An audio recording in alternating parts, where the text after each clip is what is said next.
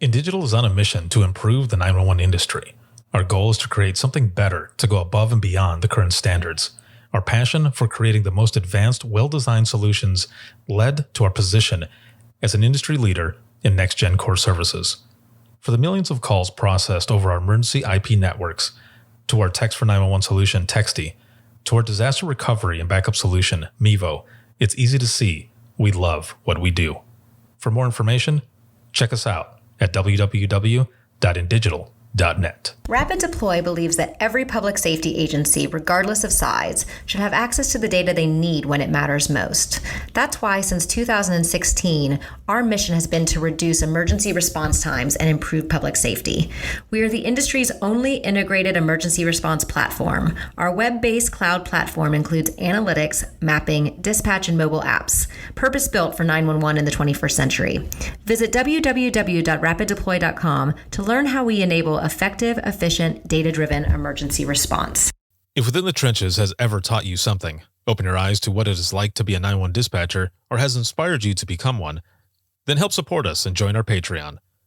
Get exclusive bonus content, one-of-a-kind swag, discounts on merchandise, ad-free early access to new episodes, and much more. To join, please visit patreon.com/WTT podcast. And if you're an industry partner, we have something for you as well. And now, for the show. This is Jordan, and you're listening to the Code 7 Podcast Network.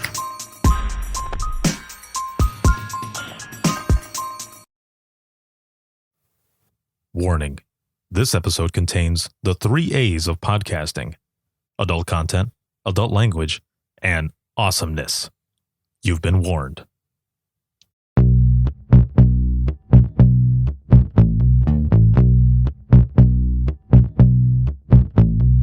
Welcome to Within the Trenches, true stories from the 911 dispatchers who live them.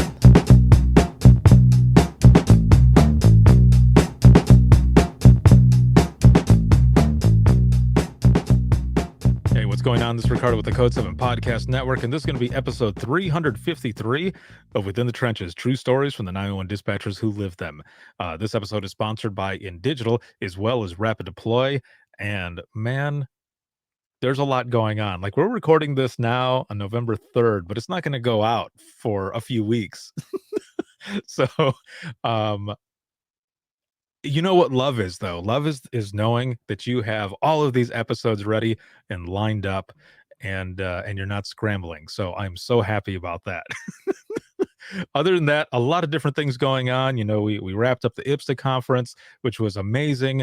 A new Singing Badly in my car went out to patrons. That's a patron exclusive.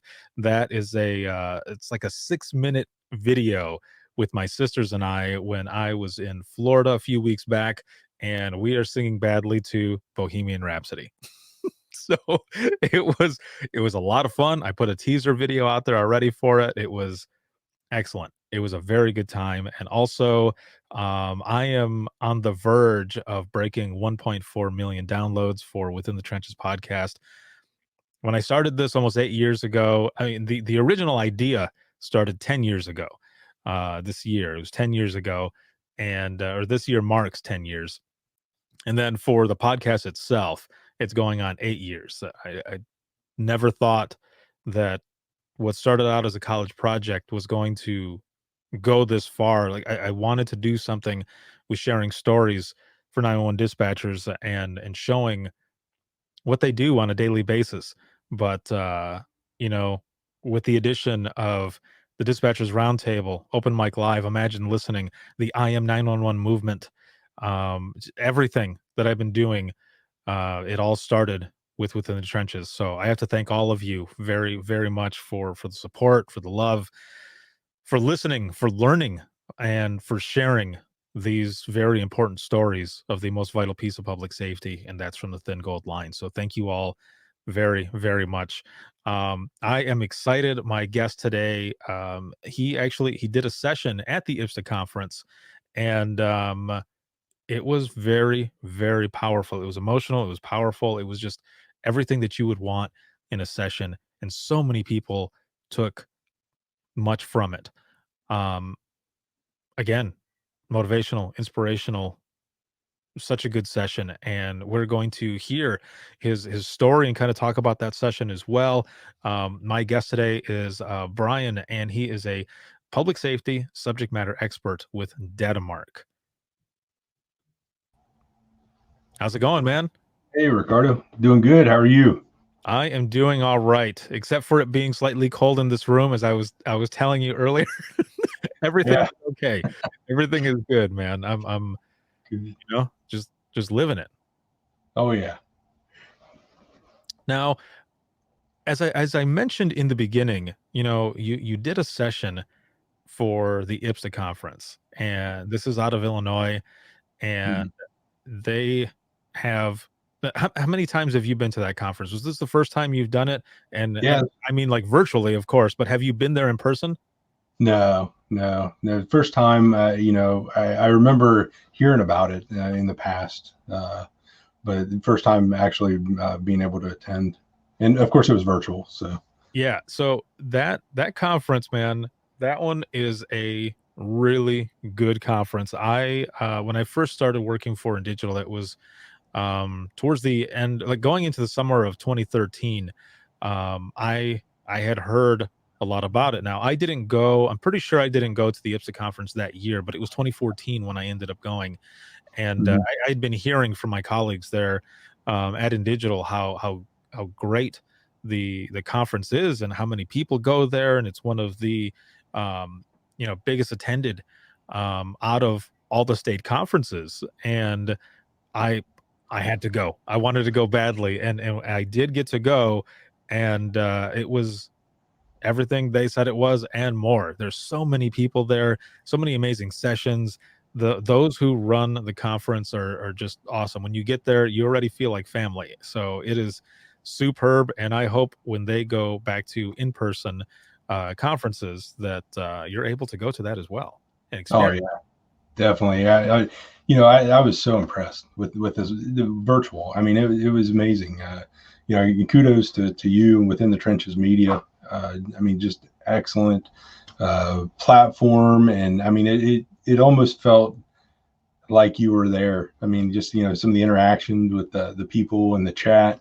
It was awesome. Then Brent Reynolds and his team there put just a great conference. So yeah, I'm really looking forward to the opportunity to go in person. Well, thank you very, very much for the kudos and stuff. It was an honor to do it. I've been doing a lot there at the conference, whether it be presentations. I was a closing speaker there once. Also doing demos for In Digital, but also doing the podcast there. As soon as you walked into the expo hall, I was right there. So I'd have people come up, and we would just be recording and recording and recording so many episodes. And I can't thank Brent and the rest of the crew enough for just the love and support there as well. Now, we were talking a little bit before we started, and you're going on like 22 years of public safety experience. What? It's hard to believe. It's like we were talking earlier. I mean, it goes by so fast. Hmm. So yeah, I mean, 22 years. It's hard to believe. Jeez. Yeah, and I'm on 19. Yeah, going on about 20. And I feel the same way, man. Like when I first started doing getting into public safety, I never I didn't know anything about it at all. I didn't know. I mean, of course, know kind of some things. You call 911 for an emergency, police, fire, EMS comes out, but you don't know what it's like on the other end. You don't know what goes on, what it takes to even for, for those who are watching and listening, the fact that when you make a call and it's snappy, it goes right through, right? Well, there's so much that is actually happening on the back end to make that phone call connect to where it's supposed to go that people don't know about. And that was, more stuff, later on that I ended up learning. But yeah, it's a lot of years and it goes by Yeah. fast.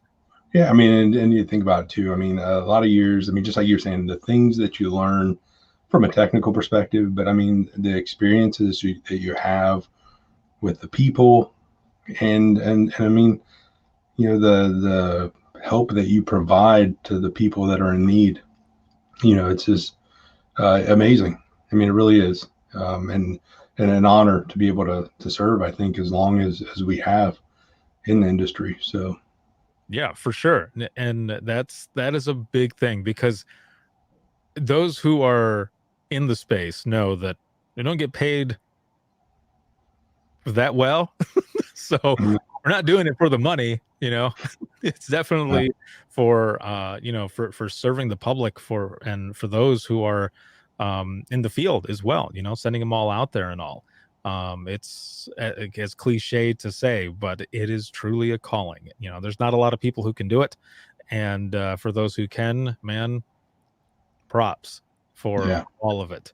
Now, for no doubt. you, how how did you get started in public safety or dispatching to begin with? Yeah. So I really didn't see it coming, to be quite honest. I was, in high school and, graduated, started going to college. And, but one thing I was kind of involved in high school was the police explorers. And so in our little community here, and in doing that, I mean, I enjoyed it. And I did think maybe I'd be a police officer. But one of the things that, while I was going to school, was one of the police officers had said, "Hey, have you ever thought about the communication center? Being a dispatcher, or while you're going to school, or taking 911 calls and stuff like that." And his girlfriend at the time had been working up there, and I started to think a little bit more about it. And I went ahead and I applied and gave it a shot, and man, it was fun. Yeah, I mean, it was challenging, and I quickly found out that it was something I really did enjoy. Uh, I'm not gonna lie though, in the beginning it was hard. I mean, training was difficult, but I really enjoyed it. And years, we talk about how quick time goes by. Before I knew it, I was several years in, and had the opportunity to train new employees coming in, and I love that too. And so it just, it just progressed, and again, something that I really started to enjoy and love, and saw this is where I could be for the rest of my career. So all of this started out in high school. Let me ask, because I know that, and I may have asked in other episodes. I mean, this is 353, but I need a refresher. So what all did the police explorers entail? Like what all did they take you through? And I mean, did you also have like uniform and everything, and you learned about the process, justice system and all of that? Or what all did you do in the explorers program? Yeah, I mean, so they had just started it up back when I was in high school. They may have had it like, a post prior to that that kind of fizzled out, but we kind of got it going again. And it was, they took us through all the different aspects of that, the job of the police officer. And so yeah, we had some great leaders there. And they had a communications section of that. And even at that point, I was kind of like, oh, that's pretty cool, but nothing like where it was like, oh, this is it. You Yeah. know, like I'm going to do this the rest of my career. There wasn't that light bulb moment at all there. But no, I mean, we would do things like we would do. They would teach us the traffic stops and just different things like that. And we didn't do any competitions or anything like some of the other posts had been doing. Mhm. But I remember some of the guys. They would get into the red man suit, and they would teach us different techniques and stuff like that. So it was pretty cool. Like I said, I thought maybe I'm going to go into the police, the police field, be a police officer. But You know, it's interesting because there's a lot of people that I've spoken to throughout my time doing this show, and excuse me, and um they've had something like that, whether it be an explorers program or just maybe it was something that they saw on TV or whatever, and they thought, I really would love to do that. And listening to you, I'm gonna have to post this up somewhere. I'm gonna have to find it first, but listening to you talk, I was also something popped into my head, um, and it just kind of reflected on it a little bit, um, because I'm pretty sure I have a picture of myself dressed up as a police officer, and Oh I yeah, think I remember wanting to do something like that, and it's funny how growing up you don't realize how things that you do as an adult kind of started when you were younger, and yeah, that interest, and it builds up maybe sometimes subconsciously, you don't even know it. But listening to you talk, that popped into my head, and in my head it just kind of made me chuckle, like, oh shit, like that. yeah, Oh, I had something that probably stuck in there that continued it going. Nothing like the explorers program, like you're saying. It was just something that that I had. I'm gonna have to find that picture and post it somewhere. But yeah. going along with your story here, so then once you get through all of that, and they tell you should try this, did you, before you went in for the interview and all, did you do a sit along, or did you already have that experience because of the Explorer program? No, I mean, I'm glad you said that too. I did have the opportunity to go in and sit down and observe pretty much the job several times, and that was just something to make sure that it was something I was going to do. That I wanted to apply for, and so I did that several times, and thought it was definitely something I could see myself doing. Was there So yeah, actually stuff that happened, or were you sitting there thinking, "Okay, is this really what it is?" Because I asked because there have been times where we would have people come in and there was nothing going on, and they were saying, "This is going to be simple," and we would say, "No, this is not a depiction of what 911 really is. There's nothing going on at the moment." But did you have any of those times when you did a sit along where stuff was going on, and that was like, "Yes, this is what I'm yeah. doing." The first time, the first time I went, it was pretty quiet, and Mhm. I was like, man, Oh, you said yeah, the keyword. yeah, exactly. First time I was like, man, I don't know, it's pretty quiet, and Yeah. uh, I only sat in for like maybe an hour and a half or so. Mhm. But then that next time, yeah, it was hopping. There was a traffic pursuit, and that was really neat for me to see. Watching people come together and just handle that. So I do remember that, and just seeing a team of people. And that, I remember it was a second shift.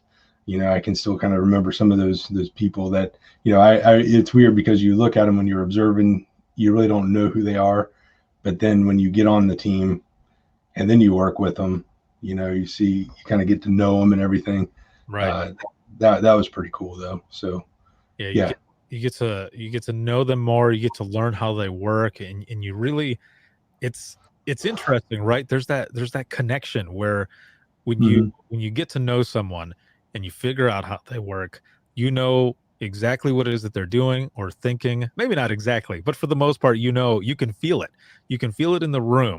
It's just like when you have someone on phones and they start typing hard and fast right away, or even if they start out slow and then midway through they're starting to type hard and fast, and it's going down. Something is going down, and you're looking at your card, your complaint that's coming in on your screen to read what's going on. And here Yeah, we go.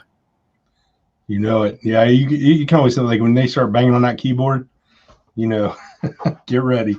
Yeah, yeah, man, exactly. Now you mentioned, in the beginning, you said, I'm going to be honest. In the beginning, it was kind of hard. What were some of the things that made it hard? And also, as you're in there, early on in the beginning, were you overwhelmed at all? I know I was when I first started out, seeing all the screens and people working like it was nothing, and me thinking, damn, am I going to be able to do this? Like, this looks pretty crazy, but I'm going to do it. Yeah, yeah. I mean, and people make it look so easy, Hmm. you know. You, and that's what when I came in, it was just like you come in, and I sat there, and I mean, you could see these people just typing so fast and asking these questions, And so, you come in with almost a mindset like, yeah, this is going to be fairly simple. Yeah. But when you come in, I mean, just the sheer amount of information that you have to learn and memorize and all that. Yeah, it was definitely overwhelming at times, and in the center that I worked, we were, cross trained. So we did, teletype, we did phones and radio. So we did it all. And so we would go in those phases and, really did build on each other. Mm-hmm. And, just when you would start to feel good about like almost, feeling confident in what you have learned and are somewhat proficient on, then boom, you're moved to something else. And it's like, you feel like your legs are knocked back out from under you. And you just got to pick yourself back up. So, yeah, I mean, it was, I struggled at times, there was just a lot of information to learn. And I'm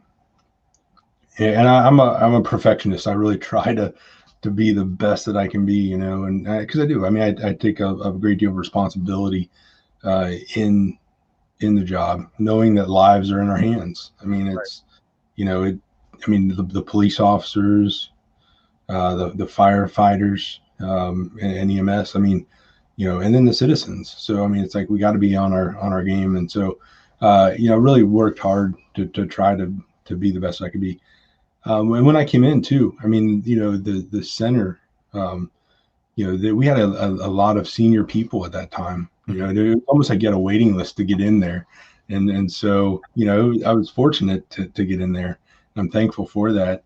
But it was a lot of senior people, and you almost had to earn that respect from them, Right. to almost be spoken to at times, but it sounds crazy. At the same time, I will say though, those people they would teach you anything, they would help you any time, and but it was something that they really pushed you to be great as well, and so I'm thankful for that, because I think it did help me be better at what I did there. Yeah. So listening to you, you're taking me back, man. You're taking me back to a lot of different things, like the training, especially the training. You nailed it right there, right on the head, man. Because so Yeah. what popped into my head in your description of, you would learn one, you would get comfortable with one thing, and as soon as you got comfortable for it, you'd take the legs out of you. All I could see was the sensei from Cobra Kai and Karate Kid, the original one, saying to Johnny, "Sweep the leg." And, Yeah.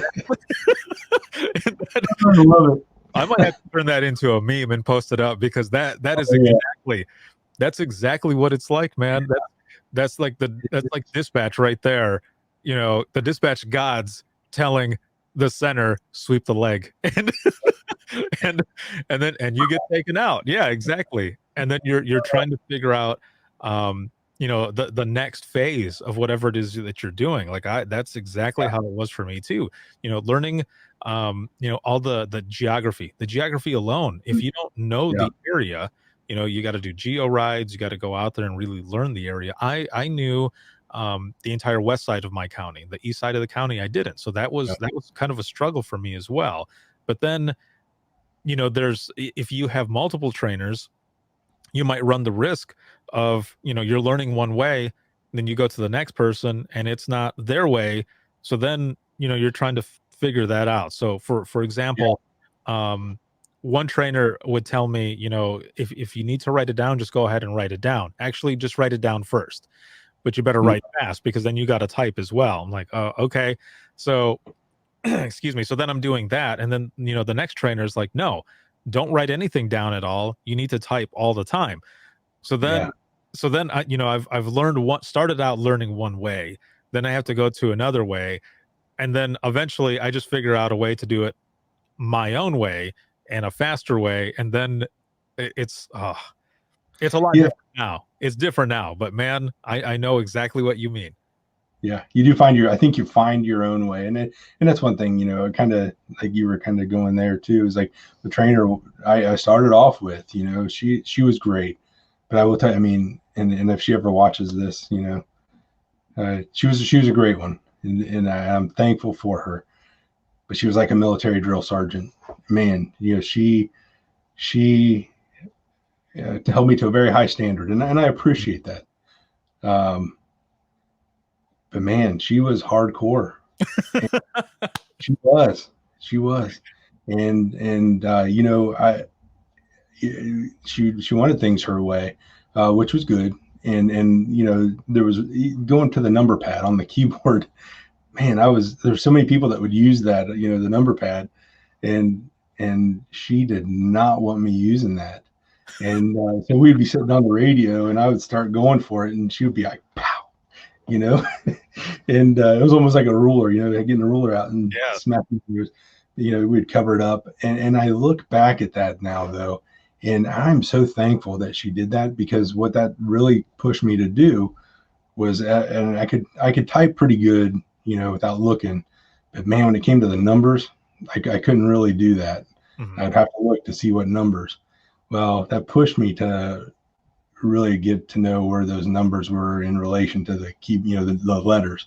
And so I got to that place where I could just, not using the number pad, I would use the keyboard and be able to just do it without even looking. So, and what happened too, as far as trainers go, she was pregnant at the time, and she went out on maternity leave. I got assigned to a new person, and I look at that too. Like that was perfect timing for me too, because his style was a lot different. Mhm. And during the time and the phase that I was in, I think that really, complemented kind of my learning style, and helped me really get through that too. So That that is really good, because there were things that happened to me as well, and those who are watching this or listening to this right now, I'm sure they understand. And even those who are listening, who are in the general public, you, whatever you do for a living, I'm sure you had a trainer as well that was hardcore in their own way, but also, really helped out for you later on. There's things that I think about now that, with my the trainers that I had, that I'm very thankful. Just like you, I'm thankful for some of those hard kicks in the ass that I might have needed. I talk about, I've mentioned this a lot of times, but one of the first domestic calls I took at the last dispatch center I was at, I remember I could not for the life of me get the incident code to go right into the CAD complaint that I was using. And I remember covering up the phone and looking at my trainer and saying, "I think you're going to have to do this. I can't get this in, and I'm wasting time." And she goes, "No, I'm not going to take it. You've got this. You got it. You just do it." So I get back on there, kind of took a deep breath, and I got it. I got through it, and it was good. And I've domestics ended up being the ones that I wanted to take more often, probably because of that incident, because it was something that I was always pushing and pushing and pushing for, to always be the best at with those calls. I mean, be the best with all of the calls, but that one really stuck out, I think, because of that experience that I had. yeah, I think that was you were talking about that too. I was just thinking that internal pressure probably too. I think all of us can relate to that internal pressure when she's saying there, no, you're going to do it. You're going to put it in, I mean, seconds, man, you got to get it in, Right. and I mean, I think we put that internal pressure on ourselves. We're thinking we got to get them help right now. And, there's just so much right there. And I think when you can, when they have you do that, and have you push through, maybe what you think you can't do, Mhm. or what you're struggling with, you were coming up against that I can't get it in. I can't get it in. I need you to help me. I can't get it in. It's like, no, you're going to do it. You Right. figured it out. You got it in there. You push through that pressure. Like that I think is really important.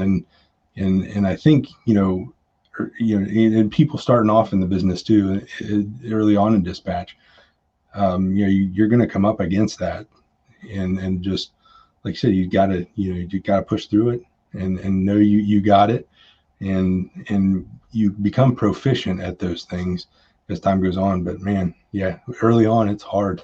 It is hard.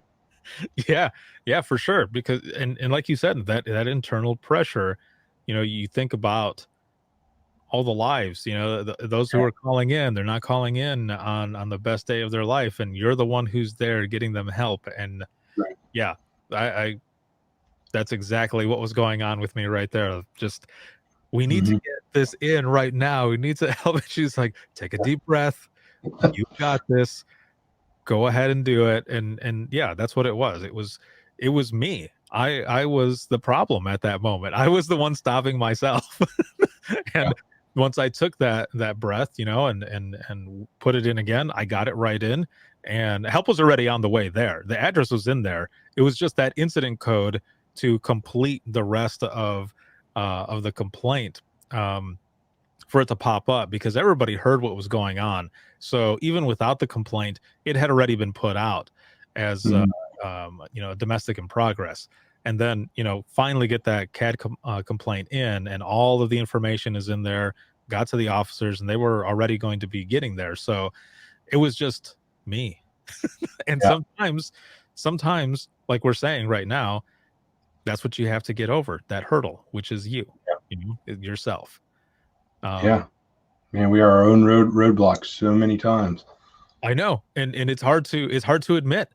It's always hard to admit, and because you want to do your best at anything that you do, and when it's you don't want to say that it's you. Well, I mean, I do think this job really, I mean, it does. I mean, there's no doubt that there's a team. I mean, we come together as a team and we do it, there's Mhm. no doubt about that. But there is that individual aspect of it too. And that's Right, kind of, that's where we do talk about it, an individual responsibility, that to do our absolute best, to learn all we can, to build that solid foundation early on in the career, so that you can, you know, in those moments, intense moments, you're at your absolute best. for sure. Yeah. Now, once you moved past, a lot of that, I mean, so do you remember even like your first call? Do you remember your first 911 call, or any of your earlier ones that came in? Yeah, I mean, I do remember my first one was like a domestic, and I remember that internal pressure, that got to get this in, and got to get them the help, the screaming. I mean, there was kids in the background, Oh, and then they were seeing their parents fighting, and it was one of those things where you just, you know, like, this is it, this is real. I got to get them out there. And and my trainer was there at the time, behind me. But that was like my first 911 call, and I think I was, a lot of times I was psyching myself out, like, oh, this is a 911 call. I'm starting to answer 911 calls now, and but yeah, I definitely remember that. I remember, one of the ones too, and I shared this one. I've shared this one before, but one of the ones that really, this was early on in my career. It was actually the first time I just got out of training. I was eligible to work overtime, and my first time I took the overtime. I took it on second shift. We had a storm roll through, and it and so the tornado sirens were going off, and call after call. I mean, just flooding the center with, why are the tornado sirens going off? Why are the sirens going off? And I was just, it was like call after call after call after call. And I just thought that that's what it was going to be. Like, every single call that was coming in was that. And that's what I got in my mind, that this next call was going to be just that, to ask why are the sirens going off? And that wasn't it. This one was, um, a mom who had come home and found her son had shot himself, mhm. and laying in a pool of blood. And that just, to hear those cries from that mother, at that time, that was the first time I've heard something like that. And what was even a little more difficult was, after I got her calmed down a little bit, I knew the community she lived in. It was the community that I live in, recognize the name of the person, the last name, well then realized that it was a person that I went to high school with, so um, that was challenging. And that's when I think it really, I mean, it's real at that point. It's real. I uh, that is definitely one of those like welcome to dispatch moments, uh, Yeah. where you're off training, you're now eligible for overtime, and you do it, and that along with everything that's going on with the tornado siren, because man, that is exactly what happens, right? When that's, for that, or when there's an accident on the highway or something, and you're getting like all these calls that are coming in, and you want to say, are you calling for the accident in such and such area? Yeah, okay, we got it. We've got people headed that way. And then, just like you're saying, you know, Yeah. if somebody were to say, are you calling about the siren? Well, and then you go to explain, they're like, actually, no, I'm calling for something else. And so you've got not only that chaos, but a whole new form of chaos that's coming in from a mom finding their child like that. And this is that one. Those are some of those um screams, that emotion, that everything that you hear that sticks with you. And I think that's a lot of the things that people don't understand. Yeah. Something that I've tried to um really explain throughout this entire podcast. The life of it is that 911 dispatchers and call takers they're not just there taking phone calls. They might Mm. sound like they're just asking you question after question after question, and they're calm and focused, which they are. However, in the back of their minds, they're freaking out just like you. We're right there with you throughout that entire call, and Yeah. we're empaths. I'm sure Yeah. you at one point, you're putting yourself in her shoes. No, Uh, no doubt. and in that, in a weird way, it helps.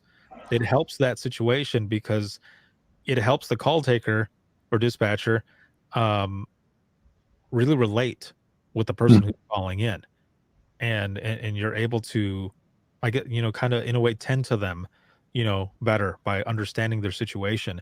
And then, and help is already on the way. You're the one who's there. It's your Yeah. voice that they're hearing.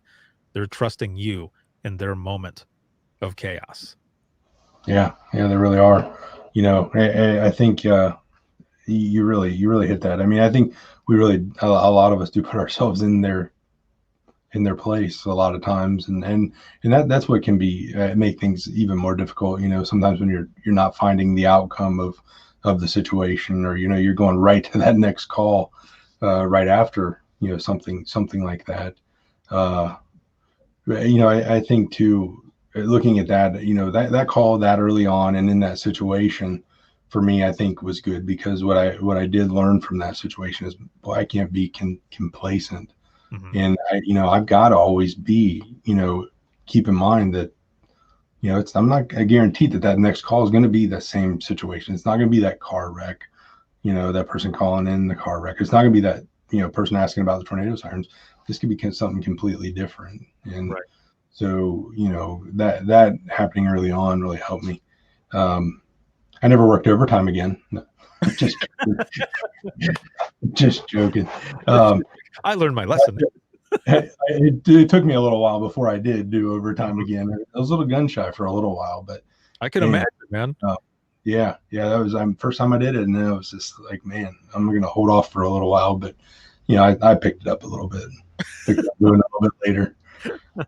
Now, you mentioned, and maybe I heard you wrong, but you said you were also a trainer at one point too, right? Yeah, I had the opportunity to do that. Man, I think it was about like about 3 years in. I was able to start training. So that was very rewarding. I really did enjoy that.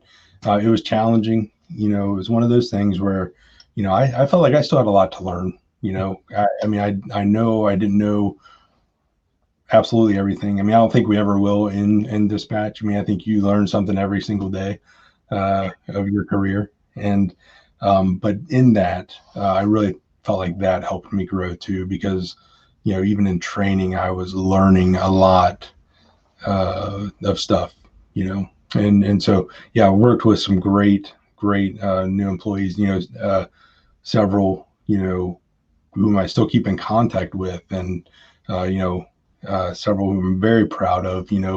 One of them in particular, he was at a few moments where he was about ready to just be done, and he had to overcome some challenges, and he really did. He pushed himself, and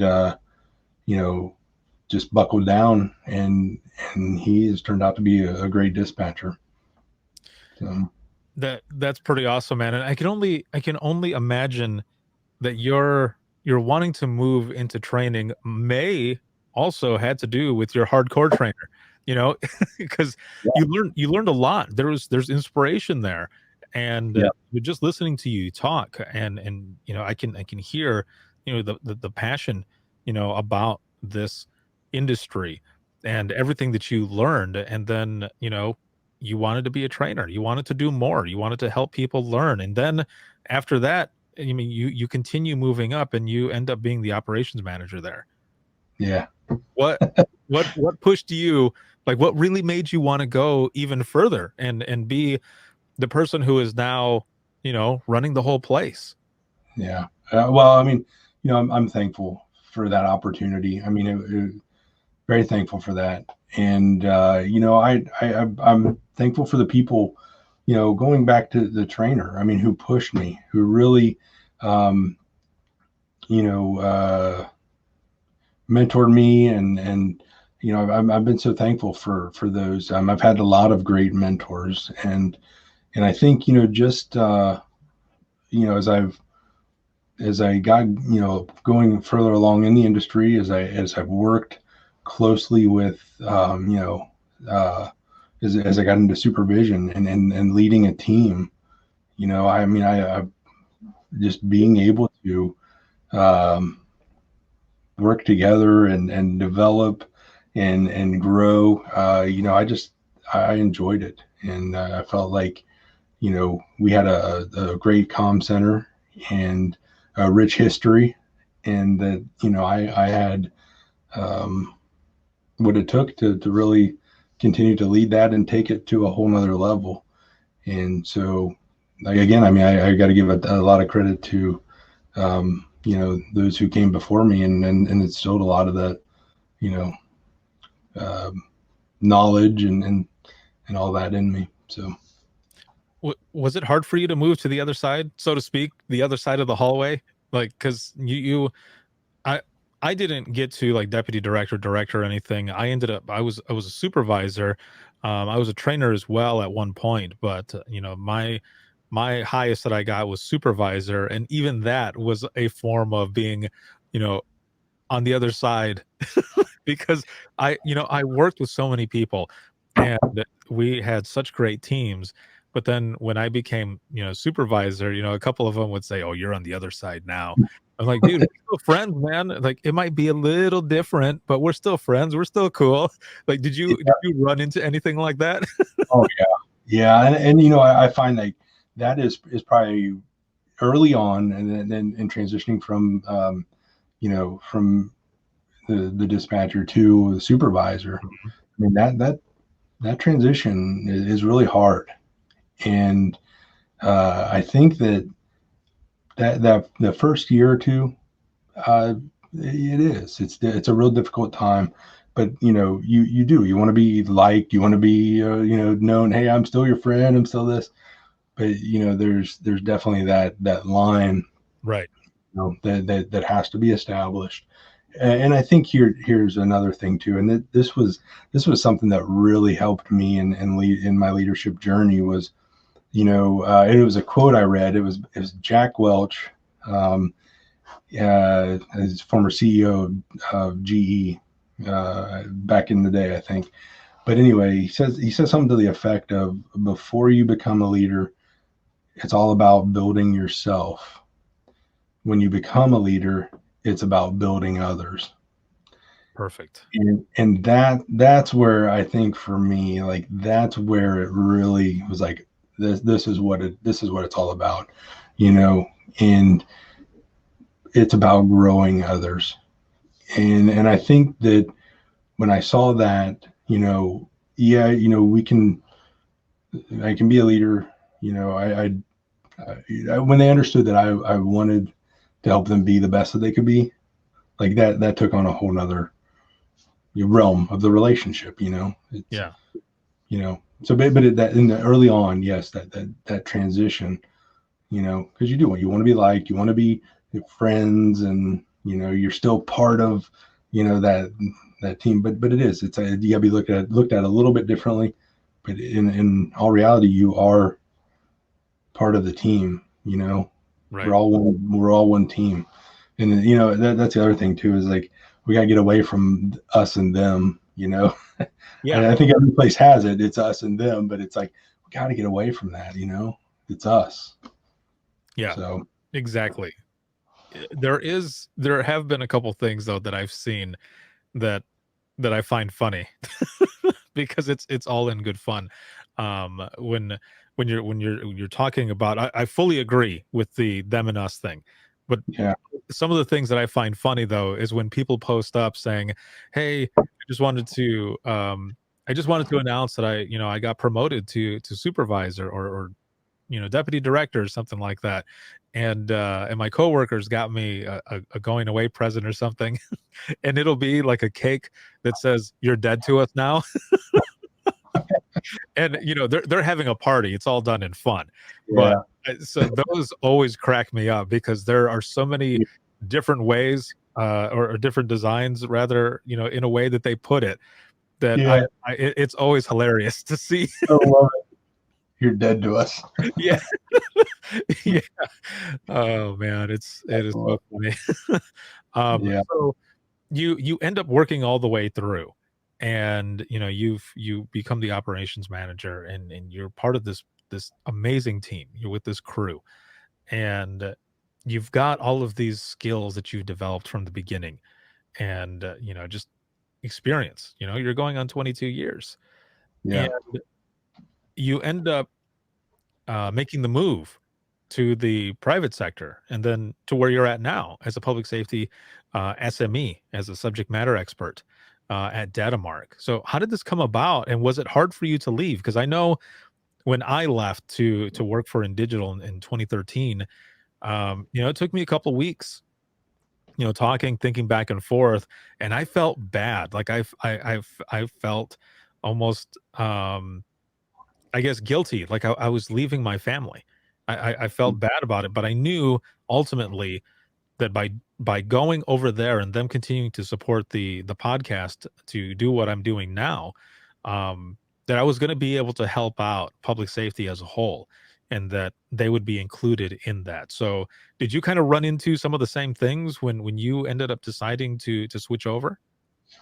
yeah. And I'm really glad you shared that, Ricardo. I mean, it definitely along the same lines as that. I mean, I grew up in that organization, and I will say, I mean, blood, sweat, and tears, in that place. I mean, a lot of time, heart, it was an extremely difficult choice to do. I did, I did feel that sense of guilt. Um, but at the same time, looking at this opportunity, um, I know definitely, capable people in positions to fill the role that I was in.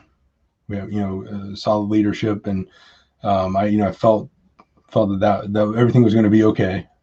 But then also uh, that this was an opportunity to help, and that's something I do take a lot of pride in, is being able to help. In Hamilton County, it was my community. The communities we served, took a lot of pride in that. And this was an opportunity to help uh, on a grander scale. Not just Hamilton County, Mhm. not just the different counties in Ohio or Illinois or Kentucky or wherever. I mean, all over the United States. Um, this was an opportunity to help centers and educate, and I mean, there's just so many different ways to really help, and that was one thing that really drew me.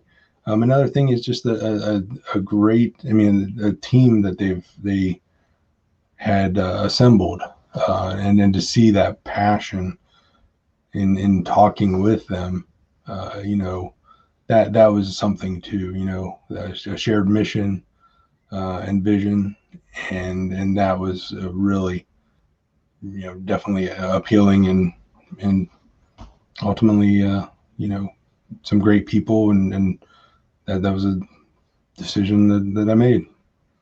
So what does Datamark do for those who are watching and listening who might not be familiar with Datamark? What do they do?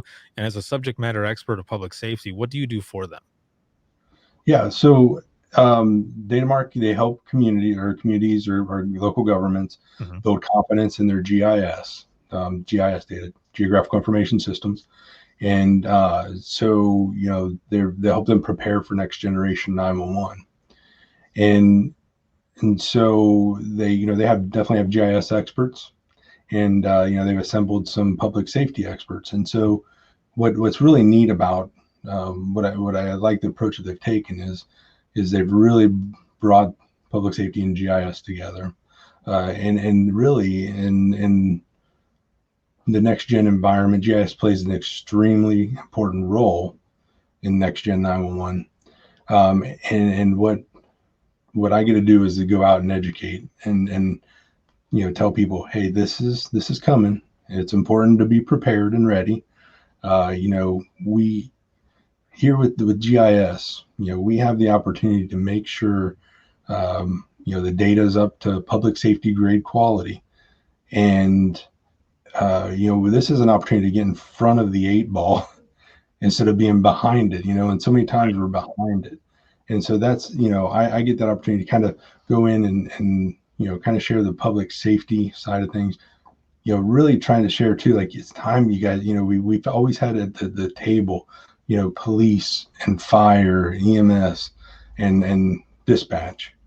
But at the next gen, we're gonna have to have a lot more people, a lot more stakeholders at the table, and so getting that conversation started, getting people to see that and the importance, but also the benefit that that's going to have, not only for 911 and police and fire, public safety in general, but for uh, the public at whole, in a whole. Right. It's pretty exciting. It's pretty fun. But yeah, next gen is, it's coming quick. And I know we've heard it a lot, over the years, but there's that big push and movement, and that it's going to be here a lot quicker than what I think people think. Right. Yeah, it's definitely here, man. It's all over the place. But that's awesome that they brought you in. You know, I think it's always good, and I find it more trusting, I guess, in a way, when I'm looking at or learning more about an industry partner who has a lot of those who have come from public safety, especially those in the center. I mean, those are the users. Those are the ones that really they have that experience Yeah, in what they're looking for. So when there are companies out there that are have a lot of public safety SMEs, that is something that I look for a lot. So that is awesome that they have you there to be able to utilize your experience as well, and yeah, to kind of shape what they're putting out there for those, just all around as a whole, like you were saying. Now, as we go into the wrap up of this episode, I just want to touch on a little bit of your session that you did at the IPSTA conference.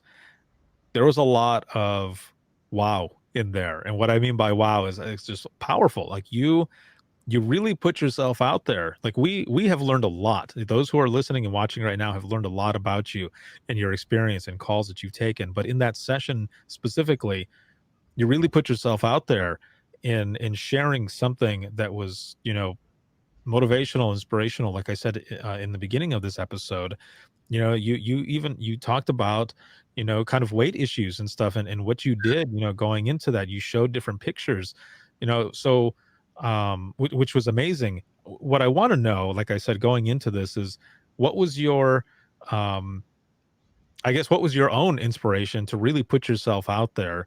What do you want people to take from it? And what can they learn from your story? Yeah, man. But I will tell you, it was difficult. It really was, to put that out there.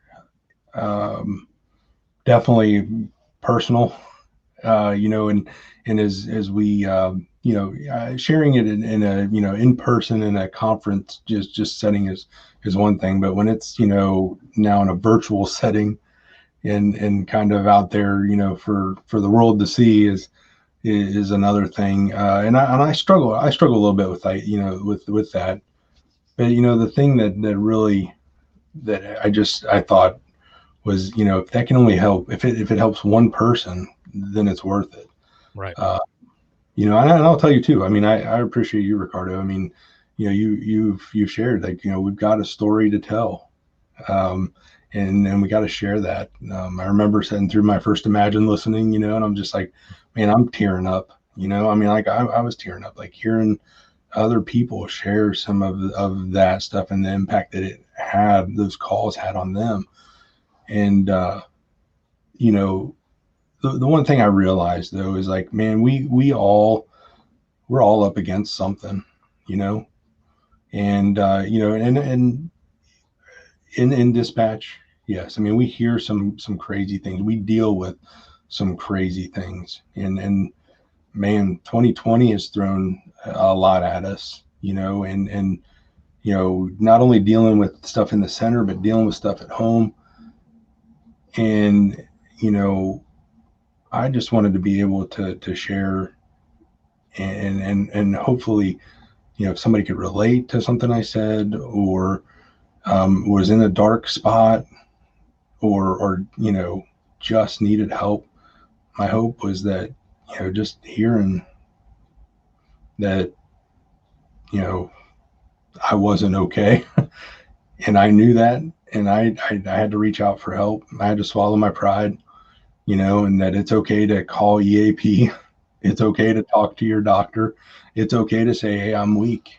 I'm weak, I'm hurting. I'm hurt, um, but, just to be able to share that, I thought it might be helpful to somebody. I think too,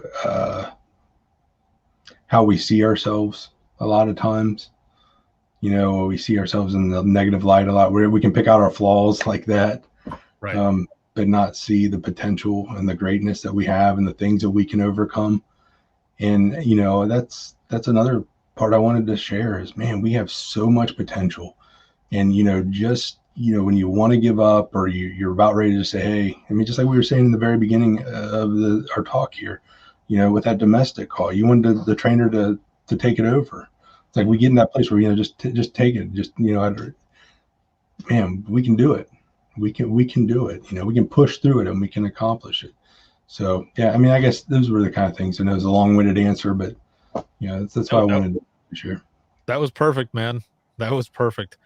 Thank you so much for being on this episode. And those who are watching and listening, if you have not had a chance to see Brian's session, go check it out.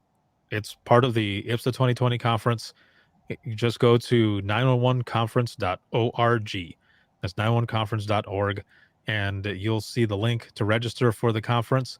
It's free, and you can watch as many times as you want. But it was a very, very powerful session, and something that you should watch. So thank you again, man, for being on. This was amazing, and we learned so much, and there's a lot more to come. Yeah. Thank you, Ricardo. I really appreciate it. Appreciate all you do. Thank you, man. I appreciate it. I'll be right back with you here. And for those who are watching and listening, if you have any comments, questions, or you want to be a guest on the show, you can email us, and that's going to be wttpodcast@gmail.com. You can like us on Twitter, that is, or you can follow us on Twitter, rather, that is @91podcast. You can like us on Facebook, and that's facebook.com/within the trenches podcast. This live broadcast has been sponsored by InDigital as well as Rapid Deploy. And this show will always be free, but if you're looking for any bonus content, any discounts to the store, swag, t-shirts, um, sneak peeks at new items that are coming to the store, Singing Badly in my car series, the behind the scenes series that I do, a lot more of that is coming up, and that all can be found at patreon.com/WTT podcast. Thank you so much to the patrons. I wouldn't be able to do this, everything that I do, without patrons and the sponsors, and of course, all of you who watch, listen, and support. So thank you so much. I appreciate it more than you know. This video version can be seen 24/7 on Facebook as well as YouTube, and audio for the flagship show for this show. You can listen 24/7 on Apple Podcasts, iHeartRadio, Spotify, your favorite podcasting app, and withinthetrenches.net. Have a good one, everyone.